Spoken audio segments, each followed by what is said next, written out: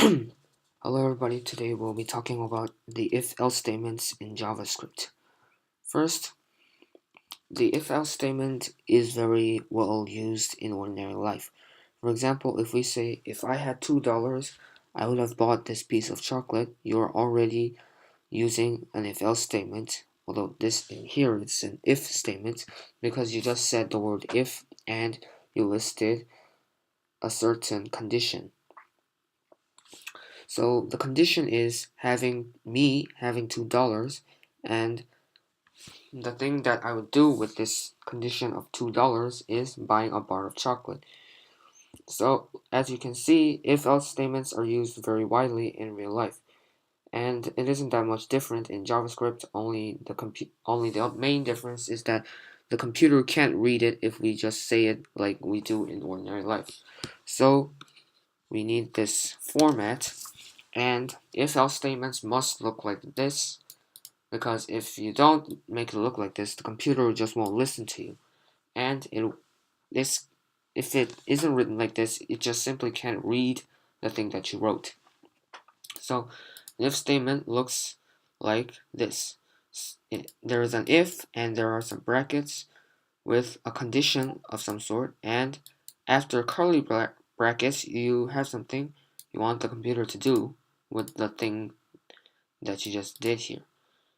Now this was the if statement to be precise, and to use an if-else statement you just need to add some more stuff here, and the if-else statement is just similar here because you just need to add this else, and the reason you don't have these brackets here in else is because it just reverses the condition that the if statement gave. So we'll make an example of this. Let's just assign a variable using let and say let hello equals true. I'll use true because true is the opposite of false and is the easiest to use. So if I write an if statement here, it'll say if hello, then I open a curly bracket and I'll make the computer return a certain statement to the console inside the computer. I'll make it return hi.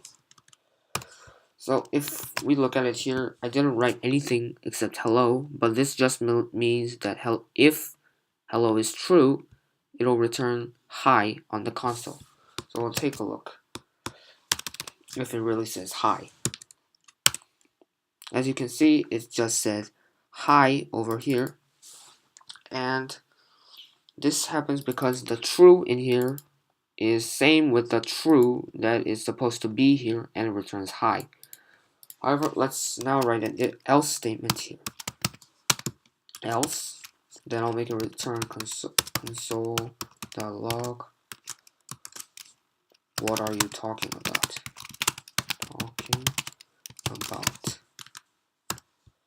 Now, if we just do this, it'll just say the same thing because it is still true and the code stops here. However, if we change this to false and do the same thing, what do you think it'll return? It'll return what are you talking about because the false in here enters here. However, because true can't be false, it will skip this line and go to the else. And because there's only two cases of true and false, the else says that hello is false, and because hello is false, it'll return this statement, what are you talking about? However, if I change this back to true,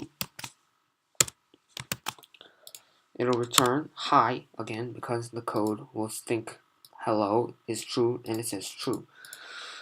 So this is how you basically use an if-else statement, and although this is very basic, one of the if-else statements, you can elaborate on this and make things other than the else, if and else, such as else if, which just adds some more conditions to the else if there are two or more conditions that you need to write. However, I won't be talking about the else if here because it'll get too complicated. And sometimes you might see professional programmers writing stuff that doesn't look like this but still has the same thing as an if-else statement. So don't panic even if you see those, and just think that they're just using the professional version of if-else statements. So today, this is the end of today's video, and I hope all of you had a very good time to learn if-else statements. Thank you.